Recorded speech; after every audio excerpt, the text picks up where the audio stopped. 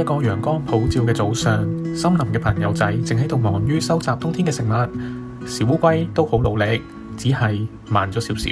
小龜，你太慢啦，我哋都快收完啦。可能佢去其他地方幫手會比較好啦。聽到呢啲說話，小烏龜低下頭，慢慢咁樣走開咗啦。唉，神啊，我好孤單啊，我只係慢啲啫，點解佢哋都唔要我啊？求你俾我知道應該點樣做啊！佢感覺到神要佢喺山邊建一個小倉庫，佢慢慢搭，慢慢搬，雖然孤單，但係佢好努力。小龜，唔好灰心，神睇得見你嘅心，佢有佢嘅計劃。幾日之後，森林落咗場好大嘅雨，倉庫嘅食物都被沖走晒啦。我哋嘅食物都冇晒啦。而家我哋可以點樣過冬啊？佢哋又凍又餓，都唔知道應該點算好。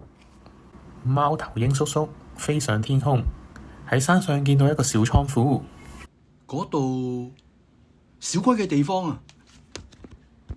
佢哋趕到山上去，見到好多嘅食物。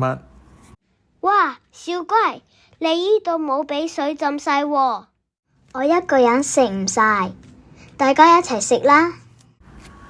原來神早已經帶領小烏龜到山邊，預備一個安全嘅地方，幫助大家。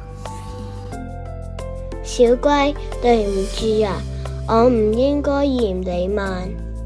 唔緊要，雖然當時我好難過，但係我原諒你，因為我做錯事嘅時候，神都原諒我。我都學到一件事，有時候事情睇起嚟唔好，但神早就知道佢會點樣做。